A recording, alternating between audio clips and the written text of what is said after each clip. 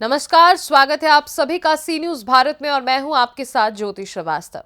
महाराष्ट्र में चुनाव खत्म हो गए हैं और वहां एक बार फिर महायुति की सरकार बन गई है।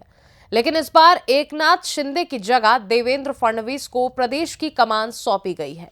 यानी फडणवीस को प्रदेश का मुखिया बनाया गया है, तो वहीं एकनाथ शिंदे और अजीत पवार को डिप्टी सीएम का पद मिला है। इसी बीच खबर है कि अजीत पवार एक बार फिर बड़ा खेला करने के मूड में हैं। जी हां, चुनाव में महायुति की जीत के बाद अजीत पवार ने आज पहली बार अपने चाचा और राजनीतिक विपक्षी शरद पवार से मुलाकात की है। ये मुलाकात शरद पवार के आवास दिल्ली में हुई। इसके बाद मीडिया से बात करते हुए अजीत पवार ने कहा कि जन्मदिन के अवसर पर उन्होंने शरद पवार को शुभकामनाएं दी। शरद पवार 85 साल के हो गए हैं और आज उनका जन्मदिन है। इसी दौरान अजीत पवार ने मुलाकात की और पारिवारिक बातचीत के साथ साथ सियासी बातचीत भी हुई, जिसके बाद से सियासी गलियारों में और खासकर महाराष्ट्र की सियासत में खलबली मच गई है। सवाल उठने लगे हैं कि क्या अजीत फिर से कोई बड़ा खेला करने वाले हैं, फिर से वो अपना पाला बदलेंगे। देखिए ये पूरी रिपोर्ट।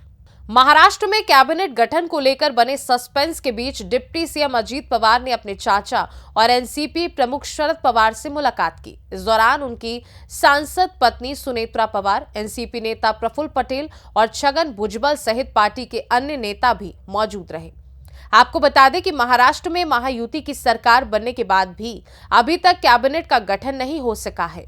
महायुति में शामिल शिवसेना, एनसीपी और बीजेपी की निगाहें मंत्रालयों के बंटवारे पर है।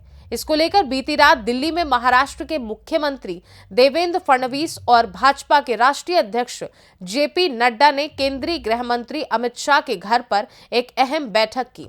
सूत्रों के मुताबिक देवेंद्र फडणवीस की बीजेपी के शीर्ष नेताओं के साथ महायुति सरकार में शामिल दलों के बीच पोर्टफोलियो आवंटन को लेकर चर्चा हुई। ऐसे में कहा जा रहा है कि महाराष्ट्र में कैबिनेट विस्तार 14 दिसंबर को हो सकता है। साथ ही ये खबरें भी हैं कि एकनाथ शिंदे के नेतृत्व वाली शिवसेना को गृह विभाग नहीं मिलेगा और राजस्व विभाग भी आवंटित किए जाने की संभावना नहीं है। आपको बता दें कि शरद पवार महाराष्ट्र की राजनीति के चाणक्य माने जाते रहे हैं, लेकिन इस बार विधानसभा चुनाव में जिस तरह से सियासी बाजी पलटी और महायुति ने बम्पर जीत हासिल की, ऐसे में एनडीए को करारी हार मिली। इसमें भी जिस तरह का नुकसान शरद पवार की पार्टी को पहुंचा है, उसके बाद उनकी पार्टी के भविष्य को लेकर कई सवाल खड़े होने लगे हैं। फिलहाल के लिए इस खास रिपोर्ट में बस इतना ही। देश दुनिया की बाकी खबरों को जानने के लिए आप देखते रहिए सी न्यूज भारत।